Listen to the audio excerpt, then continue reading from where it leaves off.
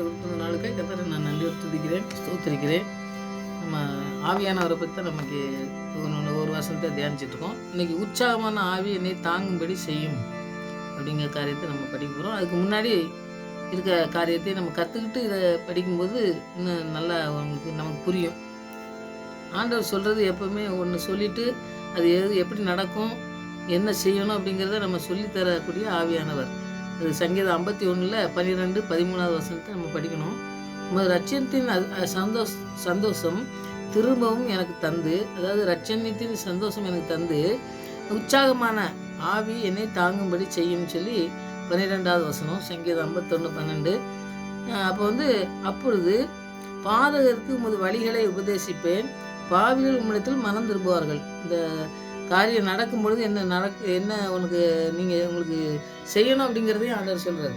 நான் செய்வேன் ஆண்டவரே, அதனால் என்ன நடக்கும் அப்படிங்கிறதையும் சொல்கிறார். அப்போ அந்த வசனத்தை படிக்கும்போது நமக்கு நிறையா இதனால் ஆசீர்வாதம் கிடைக்கும்னு சொல்லி இந்த வசனத்தை நம்ம தியானிக்கலாம். ஆண்டவர் நம்மளோட கூட பேச ஜெயிப்போம். நல்ல தகப்பனே, உங்களுக்கு நன்றி செலுத்துகிற சுவாமி. வசனங்களை தியானிக்கும் போது நீங்கள் எங்களோட கூட பேச வேண்டுமா ஜெபிக்கிறேன். கர்த்தர் பெரிய காரியங்களை செய்வார் என்று நாங்கள் விசுவாசிக்கும் பொழுது சத்துரு ஒன்றும் உங்களால் முடியாது என்று சொல்லி எங்களை பயமுறுத்துகிற காரியங்கள் வரும்பொழுது நாங்கள் ஆண்டவரே நிமிர்ந்து நிற்கத்தக்கதான தலை நிமிர்ந்து நிற்க எங்களுக்கு ஆவியானவரை தந்திருக்கீங்க. நன்றி செலுத்துகிற சுவாமி. ஆவியானவன் பலத்தோடு ஆவியானவர் கொடுக்குற எந்த தைரியத்தோடும் நாங்கள் முன்னேறி செல்ல எங்களுக்கு நீங்கள் இந்த விசுவாசத்தை தந்துருக்கீங்க. தகப்பனே சந்தோஷத்தை தந்துருக்கீங்க சுவாமி. அதில் நாங்கள் நிலைத்து நிற்க எங்களுக்கு ஆவியானவர் உதவி செய்ய வேண்டுமா ஜெபிக்கிறேன்டாரே. நாங்கள் சொந்த பலத்தில் நிற்க முடியாது என்று அறிந்திருக்கிறோம். அந்த அறிந்து கொண்டு முற்றிலுமாய் உண்மையை சார்ந்து வாழ எங்களுக்கு கிருபை தந்து வண்ணத்தமாக ஜெபிக்கிறோம். ஆவியானவர் பெற்றுக்கொள்ள நாங்கள் வாஞ்சோடு இந்த நாட்களிலே இந்த வசனங்களை தியானிக்கும் பொழுது ஆண்டவர் ஒவ்வொருவர் மீதும் அளவில்லாமல் ஆவியானவரை பொழிந்து வழி நடத்த வேண்டுமா உங்களுடைய கருத்தில் அர்ப்பணிக்கிற சுவாமி. நீங்கள் பொறுப்படுத்திக் கொள்ளுங்கள். இதே நேரத்திலும் இந்த வசனத்தை தியானிக்கும் பொழுது நீங்கள் ஆவியானவர் எங்களோட பேச வேண்டுமா ஜெபிக்கிறேன். பெருமையாக அல்ல தகப்பனே, நிறைவான பலனை பெற்றுக்கொள்ள எங்களுக்கு நீங்கள் உதவி செய்யணுமா ஜெபிக்கிறேன். துதிக்கான மகிமையெல்லாம் அம்மாக்கே செலுத்துகிறேன். இயேசு ரட்சகர் நாமத்தில் ஜெபங்கள் நல்ல பிதாவே, ஆமென். ஒரு பாடல் பாடிட்டு வசனம்.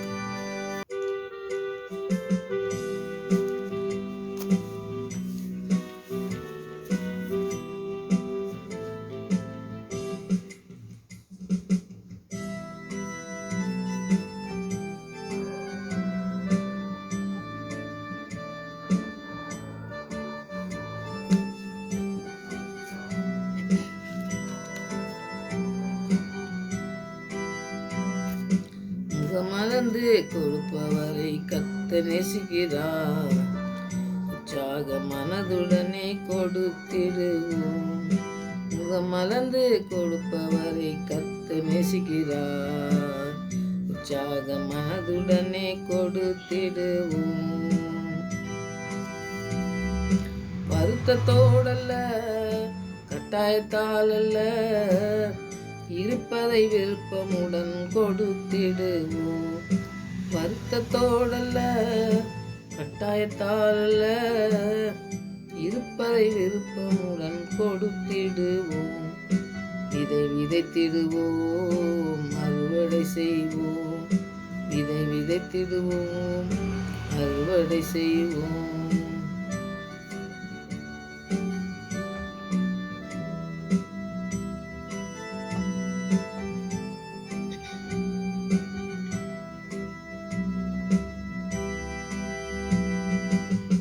அதிகமாய் விதைத்தால் அதிக அறுவடை, ஏழ்மை நிலையில் இருந்து இன்றே விடுதலை. அதிகமாய் விதைத்தால் அதிக அறுவடை, ஏழ்மை நிலையில் இருந்து இன்றே விடுதலை. அளவின்றி கொடுத்து செல்வர்களாவோ அமுக்கி குலுக்கி மடியில் அளந்து போடுவா. இதை விதைத்திடுவோம், அறுவடை செய்வோம். இதை விதைத்திடுவோம், அறுவடை செய்வோம்.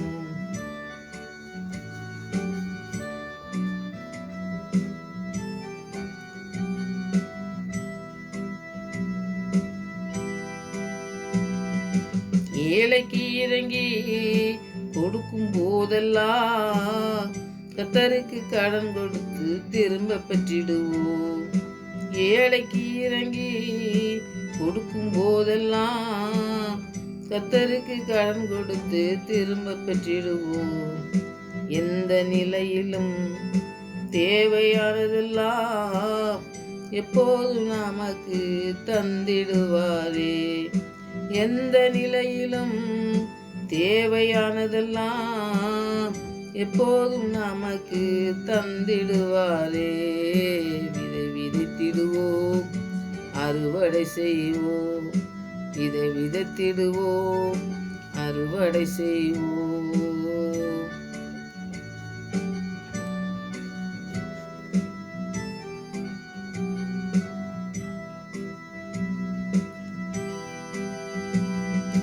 முகமலர்ந்து கொடுப்பவரை கர்த்தர் நேசிக்கிறார்.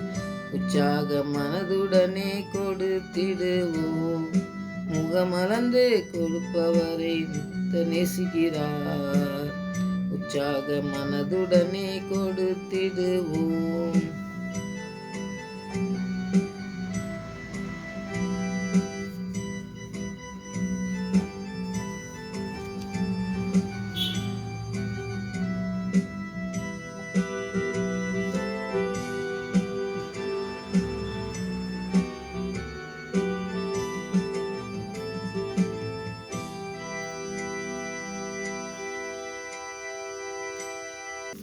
சங்கீதம் 51 அதிகாரத்தில் 12, 13 தான் நம்ம இன்னைக்கு தியானிக்க போகிறோம்.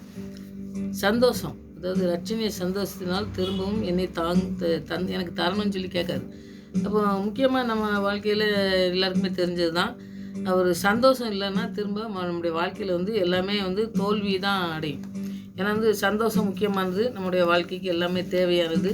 அதனால் சந்தோஷம் நமக்கு நம்ம ஒவ்வொருவரும் நம்ம வேணும்னு சொல்லி நம்ம கேட்போம். யாருமே வந்து நம்ம துக்கத்தோடு இருக்கணும்னு நம்ம நினைக்கவே மாட்டோம்.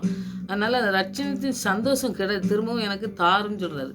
ஏன்னா ஒரு இடத்துல வந்து அவர் வந்து சங்கீதத்தை 51 நீங்கள் படித்து பார்த்தீங்கன்னா, அவர் வந்து இந்த தவறு செஞ்ச பிறகு அந்த இடத்துல தான் அவர் வந்து இந்த மாதிரி கேட்குறது.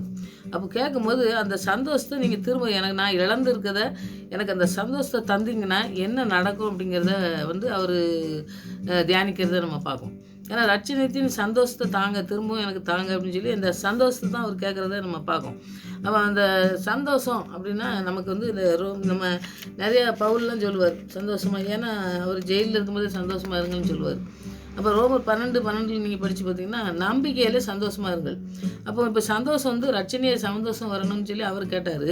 ஆனால் இவர் என்ன சொல்கிறாரு ரோமரில், நம்பிக்கையிலே சந்தோஷமாக இருங்க. இப்போ நம்பிக்கை நமக்கு வரணும். இப்போ அவர் ஆண்டவர் சந்தோஷத்தை நம்ம பெற்றுக்கொள்ளணும்னாக்கி நமக்கு ஒரு நம்பிக்கை இருக்கணும். நம்பிக்கை இல்லாமல் ஆண்டவர்கிட்டலாம் எதையுமே பெற்றுக்கொள்ள முடியாது. அவர்கிட்ட விசுவாசித்தா தான் நமக்கு கிடைக்கும்னு சொல்லி நம்ம நிறைய வசனங்கள்லாம் நம்ம படிக்க பார்த்திங்களா. அந்த மாதிரி வசனங்கள் நம்ம படிக்கும்பொழுது ஆண்டவர் எப்பொழுதும் அவர்கிட்ட நம்ம நம்பிக்கையாக இருக்கணும்.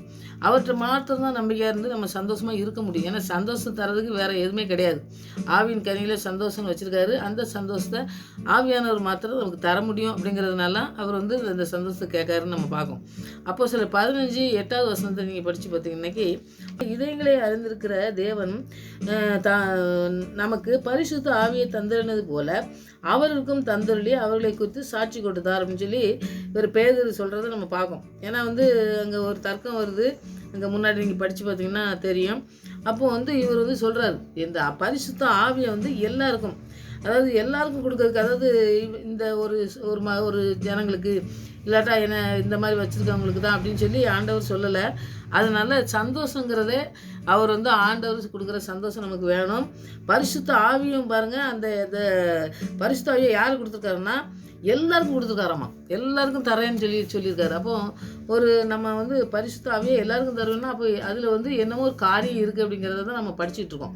அப்போ அவர் ஆவியானவர் வரும்பொழுது நமக்கு என்ன நடக்குது அப்படிங்கிறத நம்ம கற்றுக்கொண்டாதான் நம்ம அந்த ஆவியானவரை நம்ம மேற்கொண்டு நம்ம அதை வேணும், தேவை நமக்கு, நம்முடைய வாழ்க்கைக்கு அது முக்கியமானது அப்படின்னு சொல்லி நம்ம அதை பெற்றுக்கொள்றதுக்கு நம்ம வாஞ்சையோடு இருப்போம். அப்படிங்கிறதுக்காண்டி தான் இந்த வசனங்களை நம்ம தியானிக்கும்.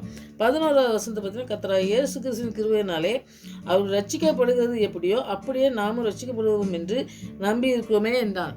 இப்போ வந்து ரட்சிப்பு தான் ஆண்டவர் சொல்கிறது. ஆண்டவர் வந்து ரட்சிக்கப்பட்ட பிள்ளைங்களை தான் நான் வந்து அவர் மனம் திரும்பி அவர் வந்து உற்சாகத்தின் ஆவியை கொடுத்து அவர் வந்து மனம் திரும்ப சொல்லி மனம் திரும்புத பாவி நிமித்தம் தான் பரலோகத்தில் சந்தோஷங்காரு.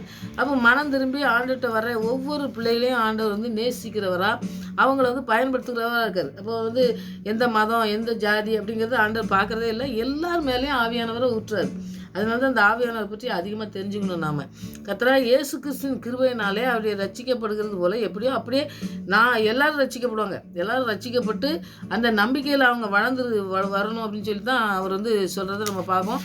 இவர் வந்து எப்போவுமே பாருங்கள், வசனத்தை தியானிக்கும் பொழுது அந்த வசனத்தினுடைய கருத்துக்களை வந்து நம்ம படிக்கும் பொழுது தான் நமக்கு அந்த வசனத்தினுடைய ஆழங்களை நம்ம போய் அதை நம்ம கற்றுக்கொள்ள முடியும். ஆண்டவர் இயேசு கிறிஸ்து வந்து இப்போ புறஜாதி, அதாவது அவரை பற்றி அறியாமல் இருக்க நம்மளை கூட அவங்கள பாவங்களிலிருந்து மன்னிக்கப்பட்டு புது ரட்சிப்பை பெற்றுக்கொண்டு புது பிள்ளையாக நம்மளை மாற்றி அவருடைய பிள்ளையாக மாற்றணுன்னாக்கி அவருடைய ரத்தம் மாத்திரம் தான் நம்மளை மாற்ற முடியும். அப்படி அவருடைய ரத்தம் மாற்று ஆவியானவர் பெற்றுக்கொண்டு தான் அவங்க வந்து அவருடைய பிள்ளையாக மாற முடியும். அவருடைய சந்தோஷத்தை நம்ம பெற்றுக்கொள்ள முடியும். ஏன்னா அவருடைய பிள்ளையாக இப்போ பாருங்கள், ஒரு குடும்பத்தில் நல்லா சந்தோஷமாக நல்ல எல்லா வசதியும் இருக்கலாம். அவங்க பிள்ளைங்களுக்கு வந்து நல்லா எல்லாருமே அன்பு காட்டுறவங்களாக இருக்கலாம். அந்த குடும்பத்தில் இருக்கும்பொழுது தான் அவங்களுக்கு அந்த அன்பு இருக்கும். அந்த குடும்பத்தில் இல்லாமல் ஒரு கஷ்டப்படுத ஒரு குடும்பத்தில் அவங்க எப்போவுமே கஷ்டப்பட்டுட்டே இருக்காங்கன்னு வைங்க, அந்த இடத்துல நம்ம வந்து சந்தோஷத்தை எதிர்பார்க்கவே முடியாது. அப்போ சந்தோஷம் கொடுக்குற ஆண்டவர் ஆவியானவர் நம்மளோட கூட இருந்தால் மாத்திரம்தான் நம்ம அந்த சந்தோஷத்தை பெற்றுக்கொள்ள முடியும். அதனால் யாராக இருந்தாலும் சரி, ஆண்டவராக இயேசு கிறிஸ்துவை வந்து ரட்சகராக ஏற்றுக்கொண்டு பாவங்களுக்காக மனஸ்தாபப்பட்டு மனம் திரும்பும் பொழுது அவர் வந்து அந்த கிருபையை நமக்கு தர்றாரு. அந்த கிருபையாக நமக்கு தர்றது தான், இலவசமாக தர்றது தான் ஆவியானவரை பெற்றுக்கொள்கிறதுக்கு நிறைய ஒரு இடத்துல நம்ம படிக்கும்போது பார்த்திங்கன்னாக்கி ஒரு காசு தரேன் எனக்கு இந்த மாதிரி ஆவியானவரை கொடுன்னு சொல்லும் பொழுது அவங்க சபிக்கிறதை நம்ம பார்க்கலாம். அப்போ அந்த மாதிரி காரியங்களில் ஆவியானவரை மாத்திரம் பாருங்கள், எந்த இடத்துலையும் பாருங்கள், நீங்கள் ரொம்ப ஆழமாக படிக்கும்போது நீங்கள் அதை புரிஞ்சு கொள்ளலாம். ஆவியானவர் வரும் பொழுது நிறைய காரியங்களை நமக்கு கற்றுக் கொடுக்குறவராக இருக்கார். நமக்கு நிறைய வந்து பிசாசு அப்போ தான் நிறைய சோதனைகளை வேதனைகளை நிறையா கொண்டு வந்து நம்மளை வந்து தாக்கிறதுக்கு முயற்சி செய்யணும். ஏன்னா ஆவியானவர் நம்ம கூட இருக்கும் பொழுது பார்த்திங்கன்னா எதையுமே வந்து அவன் இஷ்டப்படி நம்முடைய வாழ்க்கையில் நடக்கவே நடக்காது.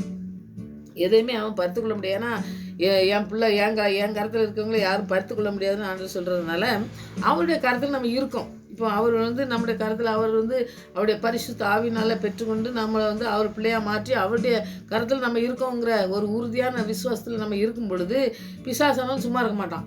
அப்போ தான் வந்து பெரிய சோதனைகள் வேதனைகள் பிரச்சனைகள்லாம் கொண்டு வரும்பொழுது நாம் அதை தாங்கி வெளியே வர்றதுக்கு அவருடைய ஆவியானவர் தான் நமக்கு உதவி செய்யும்.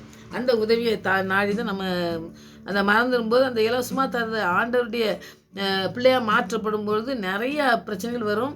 ஆனால் அதையெல்லாம் மேற்கொள்ளதுக்கு வல்லமுள்ள தேவன் நமக்கு சந்தோஷத்தின் ஆவியை தந்திருக்காரு. நமக்கு நல்ல இந்த பிரசனத்தில் இருக்கும் பொழுது பார்த்திங்கன்னா நிறைய நம்ம வந்து அதிலேருந்து தாண்டி வரக்கூடிய ஒரு காரியத்தை நீங்கள் பெற்றுக்கொள்ள முடியும். ஏன்னா வந்து நம்முடைய வாழ்க்கையில் நடந்தது தான் நம்ம மற்றவங்களுக்கு சொல்ல முடியும். அதனால் என்னுடைய வாழ்க்கையிலாம் பார்த்திங்கன்னா நிறைய காரியங்களில் ஆவியானவர் சொன்ன காரியங்கள், அதாவது இதில் என்ன சொல்லியிருக்காரு, உற்சாகமான ஆவியனை தாங்கும்படி செய்யும். இப்போ சந்தோஷத்தை மாத்திரம் தந்துட்டு இல்லாண்டவரை உற்சாகமான ஆவி, உற்சாகமான இந்த தன்னார்வம், அதாவது நம்ம ஆண்டவர்கிட்ட தான் இது இருக்குது, இதுதான் என்னை தாங்கணும், இதுதான் என்னை நடத்தணும் கடைசி வரை அப்படின்னு சொல்லி நம்ம அந்த உற்சாகத்தின் ஆவி நம்ம பெற்றுக்கொள்கிறதுக்கு ரொம்ப ஒவ்வொரு நாளும் நம்ம ஜெபிக்கணும். அப்போ அந்த உற்சாகத்தின் ஆவியை பெற்றுக்கொள்ளணும்னு சொல்லி என்னை தாங்கணும்னு சொல்லிட்டு அதோட விடலை அவர் பாருங்கள் எத்தனை காரியம் அதுக்கு பின்னாடி நமக்கு நடக்கக்கூடிய காரியங்களை நம்ம படிக்கும்பொழுது பார்த்திங்கன்னா ரொம்ப ஆச்சரியமாக இருக்கும். நம்ம வந்து ஆண்டவர்கிட்ட சந்தோஷத்தை கேட்கும், நமக்கு இந்த உற்சாகத்தின் ஆவியை தாழ்மை ஆண்டவரை என்னை தாங்கும்படி செய்யும், எனக்கு தாங்க பலன் கிடையாது அப்படின்னு நம்ம சொல்கிறோம். ஆனால் வந்து அவர் அதுக்கு அடுத்தது நமக்கு வசனத்தில் நீங்கள் படிக்கும்பொழுது இந்த வசனத்தை நம்ம படிக்கலாம். இப்போ இந்த சந்தோஷங்கும்போது இவர் பவுல் வந்து நிறைய சொல்லியிருக்காரு, நான் சொன்னேன் பார்த்திங்களா. அந்த வசனங்களே ஒரு சில வசனங்கள் பார்த்தோம்னாக்கி நமக்கே வந்து புரியும் சந்தோஷம்னா முக்கியம், எவ்வளோ சந்தோஷமா முக்கியம். ஏன்னா அவர் வந்து கஷ்டப்படும் பொழுது தான் சந்தோஷமாக இருங்கன்னு சொல்கிறாரு. எந்த சூழ்நிலையிலும் நம்ம சந்தோஷமாக இருக்கணுங்கிறக்காண்ட அந்த சந்தோஷங்கிறத நிறைய வசனத்தை ஆண்டவர் பவுல் சொல்லியிருக்காரு நம்ம பார்க்கலாம். 2 கொரிந்தியர் 13:11 கடைசியாக சகோதரரை சந்தோஷமாக இருங்கள் அப்படின்னு சொல்கிறாரு. பிலிப்பியர் 3:1 இப்போ சொல்கிறாரு, மேலும் என் சகோதரே கர்த்தருக்குள் சந்தோஷப்படுங்கள். இப்போ அவர் வந்து எப்பவும் ஆண்டவர் உங்கள் கூட இருந்தார்னா, ஆவியானவர் உங்கள் கூட இருந்தார்னாக்கி நீங்கள் சந்தோஷமாக இருங்க. நீங்கள் வந்து அந்த உற்சாகத்தின் ஆவியை பெற்றுக்கொண்டு நீங்கள் வாழும் பொழுது இன்னும் அதிகமாக நீங்கள் மேற்கொள்ள முடியும். பிசாசானவன் கொண்டு வர்ற சோதனைகளை அவர் சொல்லுவார், எந்த சூழ்நிலையிலும் நான் வந்து மன ரம்யமாக இருக்க கற்றுக்கொண்டேன் இருக்கிறது. எந்த கஷ்டம் இருந்தாலும் சரி, சாப்பிட்றதுக்கு இருந்தாலும் சரி, இல்லைனாலும் சரி, நான் இந்த துஷ்டங்கள் வந்து என்ன வேதனைப்படுத்தினாலும் சரி, எப்படி சூழ்நிலையாக இருந்தாலும் நான் வந்து ஆண்டவர் பிள்ளையாக இருக்கிறதுக்கு, எனக்கு உற்சாகமாக இருக்கிறதுக்கு ஒரு ஆவியை தந்திருக்காரு. அதில் நான் நிலைத்து நிற்க முடியும் அப்படின்னு சொல்லி சந்தோஷமாக இருங்கன்னா அதுதான் நம்ம வாழ்க்கையில் அதுதான் நம்ம பார்க்கும். அப்புறம் திரும்ப திரும்ப சொல்கிறாரு சந்தோஷமாக இருங்கன்னு. ஏன்னா அதுக்கு தான் நான் சொல்கிறேன், சந்தோஷங்கிறது ஆண்டவர் மாத்திரம்தான் நமக்கு தர முடியும். அப்படி தரும்பொழுது தான் நம்ம அந்த உற்சாகத்தின் ஆவியை நம்ம தாங்கும்படியும் நம்ம கேட்டு அதையும் பெற்றுக்கொள்ள முடியும். ரெண்டும் இருக்குது. இப்போ பிலிப்பியர் 4:4 பார்த்தீங்கன்னா, கர்த்தருக்குள் எப்பொழுதும் சந்தோஷமாக இருங்கள் என்று மறுபடியும் எழுதுகிறேன்னு சொல்கிறாரு. இப்போ மறுபடியும் சொல்லும் பொழுது நமக்கு வந்து பார்த்திங்கன்னாக்கி அந்த ஒரு வார்த்தை மறுபடியும் வந்ததுனாக்கி அது என்ன காரியம்னு சொல்லி நம்ம கற்றுக்கொள்ளணும்னு சொல்லி நிறையா நம்ம பிரசங்கத்தெல்லாம் நீங்கள் கேட்கும்போது பார்த்தா, ஒரு தடவை சொன்னால் அது 2 தடவை சொன்னோம்னாக்கி நம்ம அதை ஆழமாக என்னென்னு தியானிக்கணும் அப்படின்னு சொல்லி நம்ம படிக்கலாம். அப்போது ஆண்டோடைய கிருபையை வந்து நம்ம வந்து என்ன பிலிப்பியரில் எழுத பாருங்க, அவருடைய வாக்கு தத்தம்லாம் நமக்கு வந்து நம்ம விசுவாசித்து நம்ம இருக்கோம் பார்த்திங்களா, அந்த நினைவு கூறுறதுக்கு நமக்கு சந்தோஷப்படணும்னு சொல்லி நம்ம பார்க்கணும். ஏன்னா ஆண்டோடைய கிருபை நமக்கு அருகாமையில் இருக்குது, நம்ம பக்கத்தில் இருக்குது. நமக்கு அந்த சந்தோஷத்தை தந்திருக்காரு, அந்த கிருபையை தந்திருக்காரு, அந்த ஆவியானவரை தந்திருக்காரு. ஆவியானவர் இல்லைன்னா இந்த காரியங்கள்லாம் இதை எழுதவே முடியாது. ஆனால் அதனால ஆவியானவர் எழுதின காரியங்களை நம்ம படிக்கணும். இப்போ சந்தோஷம் அப்படிங்கும்போது பார்த்திங்கன்னா ரொம்ப முக்கியமாக சந்தோஷத்தை பற்றி தான் நம்ம படிக்கணும். இந்த சந்தோஷம் வந்துட்டாலே அடுத்த காரியங்கள் வந்துடுது. அதனால் அந்த சந்தோஷத்தை பற்றி கிறிஸ்துவில் வந்து நாம் வந்து அவருடைய பிள்ளையாக நம்ம ரட்சிக்கப்பட்டு அவரோட ஒரு இணைக்கப்பட்ட ஒரு ஒன்று தான் வந்து இந்த சந்தோஷங்கிறது. ஏன்னா வந்து பிதா குமாரன் பரிசுத்த ஆவி நமக்கு கிடைக்கிறது அப்படின்னு சொல்கிறோம் பார்த்திங்களா, அவரிடத்துலேருந்து நம்ம பெற்றுக்கொள்கிறது தான் அந்த சந்தோஷம். ஏன்னா அவர்கிட்ட பெற்றுக்கொள்ளாமல் நம்ம எந்த சந்தோஷத்தையும் நம்முடைய வாழ்க்கையில் அனுபவிக்க முடியாது அப்படிங்கிறது இந்த வசனத்திலிருந்து நமக்கு தீர்மானமாக தெரியுது. பிலிப்பியர் 4:4 அது வந்து பாருங்கள், கிறிஸ்துவில் தான் நமக்கு சந்தோஷம், கர்த்தருடைய வசனத்தில் சந்தோஷம், இது எல்லாம் எந்த இணைக்கப்பட்டிருக்குது. ஏன்னா கிறிஸ்துவில் தான் நமக்கு சந்தோஷம் கிடைக்கும், அவர் வசனத்தில் தான் நமக்கு சந்தோஷம் இருக்குது. இப்போ இந்த வசனத்தை நம்ம தியானிக்கும் பொழுது பார்த்திங்கன்னா நமக்கு ஒரு வசனத்தை படிக்கும், அடுத்த வசனம் என்ன சொல்கிறது நம்ம படிக்கும். அப்போ அதுக்கு கூடிய காரியங்கள் என்ன ஆண்டவரே அப்படின்னு சொல்லி நம்ம கேட்டு அதுக்குடைய அர்த்தங்களெல்லாம் புரிஞ்சுக்கிட்டு நம்ம ஜெபிக்கும் பொழுது நமக்கு ஆசீர்வாதத்தை நம்ம ஆண்டவர்கிட்டருந்து பெற்றுக்கொள்ள முடியும். அதில் வந்து ஒரு 4 காரியம் நான் சொல்கிறேன். ஆவியின் கனிகளில் ஒன்று சந்தோஷம். இந்த சந்தோஷத்தை பற்றி ரொம்ப முக்கியமாக நம்ம படிக்கணும். ஏன்னா சந்தோஷங்கிறது வந்து ஆண்டவர்கிட்டருந்து பெற்றுக்கொள்ளணும் அப்படிங்கிறதுல உறுதியாக நம்ம நின்று, ஆண்டவரே நீங்கள் தான் சந்தோஷத்தை தர முடியும், அப்படிப்பட்ட ஆவியானவர் எங்களுக்கு கிருபையாக தந்திருக்கிறத, நாங்கள் உங்கள் பிள்ளையாக மாறி இருக்கிறத நாங்கள் வந்து எப்படி செய்யணும் அப்படிங்கிறத அடுத்த வசனத்தில் படிக்கலாம். இப்போ இந்த 4 காரியத்தில் முதலாவது ஆவியின் கனி ஒன்றுன்னு சொல்லி நம்ம பார்க்கோம். 2வது பார்த்திங்கன்னா கிறிஸ்துவின் மாறாத நிலையான அந்த உறவில் அவர் கூட நம்ம உறவாக இருக்கும் பார்த்திங்களா, நிலையான நினைது அது மற்ற எந்த காரியமும் இருக்கவே கூடாது. ஆண்டருக்கு ஈக்குவலாக எதுவுமே வைக்காதபடி அவர்கிட்ட மாத்திரம்தான் நம்ம உறவு இருக்கணும், அவர்கிட்ட தான் நம்ம பேசணும், அவர்கிட்ட தான் என்னென்ன கேட்கணும் அப்படின்னு சொல்லி நம்ம இருக்க பாருங்கள். அதில் வந்து நம்ம சந்தோஷத்தை அனுபவிக்க முடியும். ஏன்னா வந்து மற்றவங்ககிட்ட யார்கிட்டயே போய் நம்ம கேட்டு வந்தோன்னு வைங்க, அவங்க என்ன சொன்னாங்க அப்படிங்கிறத பற்றி நம்ம யோசனை பண்ணிட்டு இருந்தோம்னா நம்முடைய வாழ்க்கையில் நிறைய காரியங்கள் நம்ம உற்சாகமாக இருக்க வாழ்க்கையில் வரவே முடியாது. இந்த சந்தோஷத்தையும் பெற்றுக்கொள்ள முடியாது, ஆவியானவருக்கு கொடுக்க அந்த உற்சாகத்தின் ஆவியை நமக்கு வந்து பெற்றுக்கொள்ள முடியாது. அதனால் நம்ம அவர்கிட்ட தான் நிலையான உறவு இருக்கணும், அவர்கிட்ட தான் மாறாத உறவு இருக்கணும். அதை நம்ம சந்தோஷத்தை அனுபவிக்கலாம். 3வது காரியம், தேவனுடைய பிரசன்னத்தையும் அவர் நம்ம கூப்பிடும்பொழுது நம்ம அதுதான் சொல்கிறோம்ல, நம்ம ஜெபிக்கும் பொழுது நம்ம பக்கத்திலே இருக்கவர், நம்மோடு இருக்கவர், நம்மகிட்ட இருந்து நமக்கு வந்து சந்தோஷத்தை உருவாக்கக்கூடிய, அதாவது நமக்கு தர்றவர் அவர் மாத்திரம்தான் நமக்கு அந்த தர முடியும் சந்தோஷத்தை அப்படின்னு சொல்லி அவருடைய பிரசன்னத்தில் நம்ம ஜெபிக்கும் பொழுது பாருங்கள், ஒரு எவ்வளோ வேதனையோடு நம்ம கவலையோடு போய் அவர் பிரசன்னத்தில் உட்காந்து நம்ம ஜெபித்து பார்க்கும்பொழுது பார்த்திங்கன்னா நீங்கள் ஜெபிக்கிறவங்களா இருந்தால் அதை நம்ம உணர முடியும். ஏன்னா அவர்கிட்ட இருந்தால் சந்தோஷம் உண்டாகும். 4வது காரியம் பாருங்கள், அவருடைய கற்பனைக்கு கீழ்ப்படியணும். அவர் கீழ்ப்படிஞ்சு நம்ம வாழ்க்கையில் எல்லாத்தையும் அவர் தான் எல்லாத்தையும் நம்ம செய்வார் அப்படிங்கிறதுல இருக்கும் பொழுது நம்முடைய வாழ்க்கையில் யாராலையும் இந்த காரியத்தை பிரிக்க முடியாது. அவர்கிட்ட இருக்கிற அந்த கீழ்ப்படிதல் வந்து மற்ற மனுஷன்லாம் நமக்கு வந்து எதுவுமே செய்ய போகிறது இல்லை. அதனால் அவர் வாழ்க்கையில் எல்லாத்தையும் வந்து அவருக்கு கீழ்ப்படிஞ்சு நம்ம இருக்கும் பொழுது நம்ம வாழ்க்கையில் எல்லாத்தையும் பிரிக்க முடியாதபடி அவருடைய வசனத்தில் அவருடைய கிருபையில் நம்ம சார்ந்து இருக்கிறதுக்கு, நம்ம அவரோட இணைஞ்சு இருக்கிறதுக்கு நம்ம முற்றிலுமாக அர்ப்பணித்து நம்ம இந்த நாட்களில் ஜெயிப்போம். அந்த பெரிய காரியங்களை செய்வார். இந்த உற்சாகத்தின் ஆவி வரும் பொழுது என்ன செய்யுதுன்னு நம்ம பார்த்துடலாம். உற்சாகத்தின் ஆவி என்னை தாங்கும்படி செய்யும் அப்படின்னு சொல்கிறாருல ஆண்டவர் வந்து. அப்போ வந்து பார்த்திங்கன்னாக்கி அதுக்கு அடுத்த வசனத்தை நீங்கள் படித்து பார்த்தீங்கன்னாக்கி 13வது வசனம், சங்கீதம் 51வது அதிகாரத்தில் 12 தான் நான் இப்போ படித்தேன். 13வது வசனத்தை நீங்கள் படிச்சுன்னா, அப்பொழுது பாதகருக்கு உமது வழிகளை உபதேசிப்பேன், பாவிகள் உம்மிடத்தில் மனம் திரும்புவார்கள். இப்போ என்ன இந்த ஆவியானவர் வரும்பொழுது உற்சாகத்தின் ஆவியானை தாங்கும்படி செய்யும்னு சொல்கிறாரு பாருங்க. அது தாங்கும் பொழுது என்ன நடக்குது பாருங்கள். அவர் வந்து போய் என்ன இந்த குற்றம் செஞ்சு வேண்டாத காரியங்கள்லாம் செஞ்சுட்டு இருப்பான் பார்த்தீங்களா, அவனுக்கு வந்து பாருங்கள் அவன் எப்படி வழியில் போகணும் அப்படிங்கிறத வந்து கற்பித்தல், அதாவது உபதேசிக்கிறதுனாலே கற்றுக் கொடுக்குறது. நம்ம வந்து இப்படி போகக்கூடாது, நீ இந்த மாதிரி போகணும், இந்த வழி சரியில்லாத வழி அப்படின்னு சொல்லி இந்த வழிகளை வந்து அந்த வழி ரொம்ப முக்கியமானதுங்க. நம்ம இப்போ ஒரு இடத்துக்கு போகிறோன்னு வைங்க, ஒரு காந்திபுரத்துக்கு போகிறோன்னு வைங்க, அந்த காந்திபுரத்துக்கு போகும்பொழுது காந்திபுரம் போகிறதுக்கு எந்த இடத்து வழியே போனால் காந்திபுரம் போய் சேர முடியும் அப்படிங்கிறத நம்ம கரெக்டாக தெரிஞ்சுட்டு போனோம்னா தான் போக முடியும். இல்லாட்டா நம்ம வட வழிக்கு போகிற வழியில் போனோம்னாக்கி அப்புறம் வந்து காந்திபுரம் வராது. அந்த மாதிரி இந்த வழிகள் தெரிகிறது ரொம்ப முக்கியமானது. இப்போல்லாம் படத்தை வச்சு ஏதோ இதை ஃபோனை வச்சுக்கிட்டு எல்லாம் எடுத்து போகிறாங்க. ஆனால் அந்த நாட்கள்லாம் வழிகள்லாம் ரொம்ப கரெக்டாக தெரிஞ்சு போகலனாக்கி போகவே முடியாது. இப்போ பஸ்ஸு டிரைவர் பாருங்கள், மதுரைக்கு போகிறாருன்னா அவருக்கு அந்த வழி தெரிஞ்சுக்கணும். அப்போ தெரியாமல் வேறு வழியே போனான்னா வேறு ஊருக்கு தான் போகணும். அப்போ வழி வந்து ரொம்ப முக்கியமானது நம்முடைய வாழ்க்கையில் எல்லா விதமான காரியங்களிலும். நம்ம வாழ்க்கையில் ரொம்ப முக்கியமானது வழி. சரியான வழியில் நம்ம போகலைன்னா அந்த வழிகள் மாறி போகும்பொழுது நம்முடைய வாழ்க்கையில் நிறைய கஷ்டங்கள் நம்ம வருகிறத நம்ம பார்ப்போம். அதனால் வழிகளை நான் வந்து போதிப்பேன் அப்படின்னு சொல்கிறாரு. அப்போது இந்த உற்சாகத்தின் ஆவியை நம்மளை தாங்கினோன்னா என்ன நடக்குன்னா, நம்ம வந்து குற்றம் செய்கிறவங்களுக்கு அவங்க வழிகளை, நீங்கள் இந்த வழியில் போகக்கூடாது, இப்படி குற்றம் செய்கிறீங்க, ஆண்டுக்கு பிரியமில்லாத காரியங்களில் போகிறீங்க, நீங்கள் இந்த மாதிரி கஷ்டப்படுவீங்க அப்படின்னு சொல்லி அவங்களுக்கு வந்து உபதேசிக்கிறது, அவங்களுக்கு வந்து கற்றுக் கொடுக்கறது, இப்படி செய்யக்கூடாதுன்னு சொல்லிட்டு. அப்போது வந்து பாவிகள் உம்மிடத்தில் மனம் திரும்புவார்கள். அப்போது அந்த பாவம் செஞ்சுட்டு அந்த பாவம் தான் முக்கியமானது.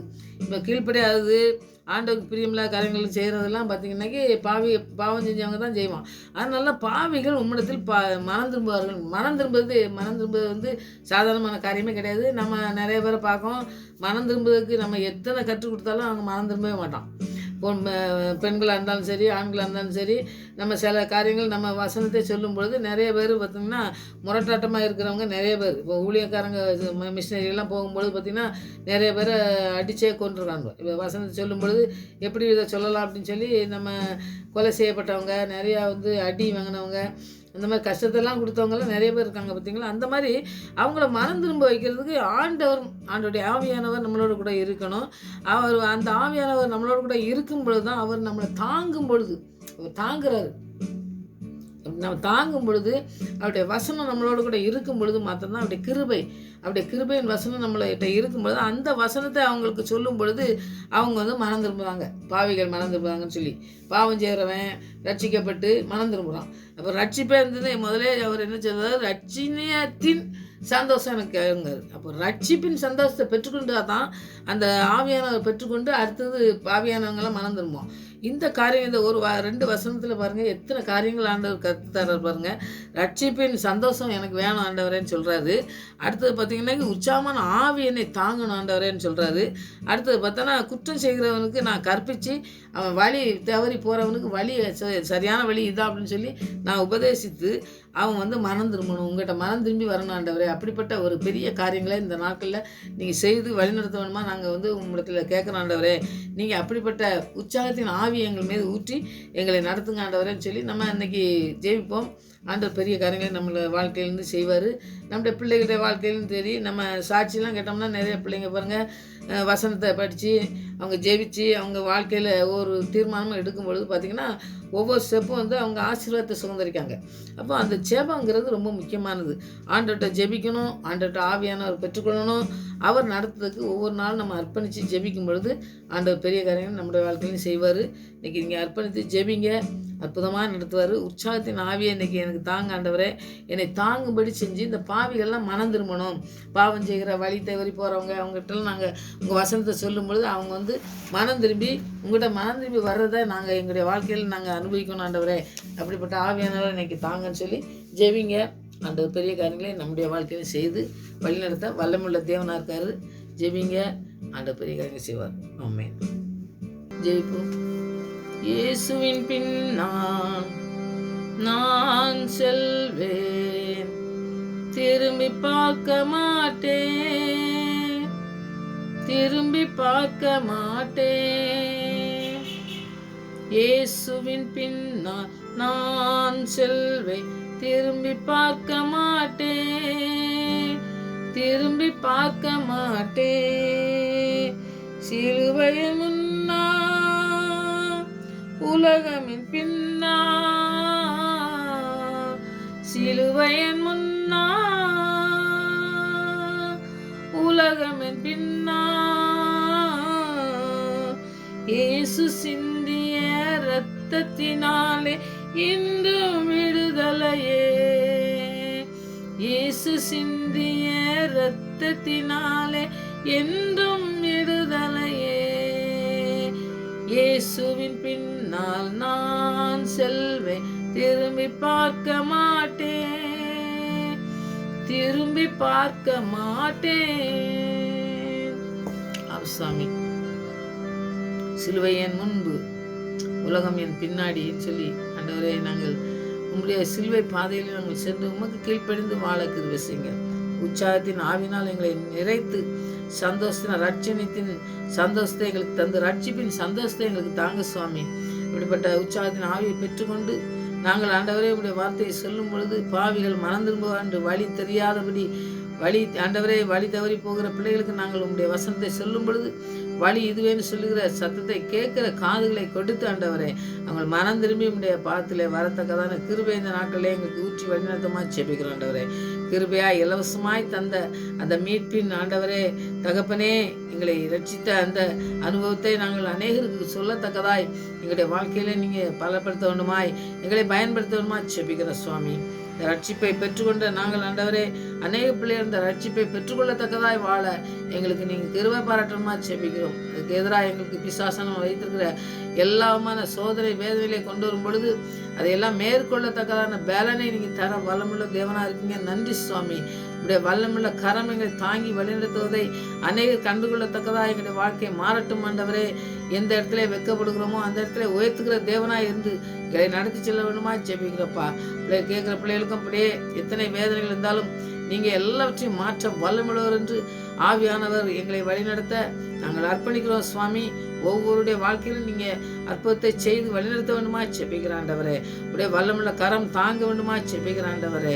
பொல்லா சத்துருவின் வழிகளை ஆண்டவரே நாங்கள் ஆண்டவரே மேற்கொள்ளத்தக்கதான ஆவியானவர் எங்களுக்கு உதவி செய்ய வேண்டுமா செபிக்கிறார் சுவாமி. நீங்கள் எல்லோரும் ஆண்டவரே எங்களோடு கூட இருக்கிறதை ஆண்டவரே அநேகர் கண்டுகொள்ளத்தக்கதாக வெளியேறங்குமாய் பரிகார கிருபை செய்ய வேண்டுமா செபிக்கிற ஆண்டவரே. எப்பொழுதும் உம்மை முன் வைத்து உம்மிடத்தில் ஜெபித்து நாங்கள் ஒவ்வொரு நாளும் கடந்து செல்கிற பிள்ளைகளாய் காணப்பட உமக்கு கீழ்ப்படிந்த பிள்ளைகளாய் காணப்பட அநேக பிள்ளைகள் எழும்பத்தக்கதாய் தகப்பனே நீங்கள் வழிநடத்த வேண்டுமா செபிக்கிற சுவாமி. எங்களுடைய எல்லா காரியங்களையும் உங்களுடைய கருத்தில் அர்ப்பணிக்கிற சுவாமி. நீங்கள் எல்லாத்தையும் பொறுப்படுத்தி வழிநடத்தமா செபிக்கிறோம். உற்சாகத்தின் ஆவியை இந்த நாட்களில் ஆண்டவரே விசேஷமாக நாங்கள் கேட்டிருக்கோம் ஆண்டவரே. எனக்கு தந்து வழிநடத்தமா செபிக்கிறேன் ஆண்டவரே. உண்மையாக உண்மை நோக்கி பார்க்கிற ஒரு பிள்ளையை வைக்கப்பட்டு போகக்கூடாது ஆண்டவரே.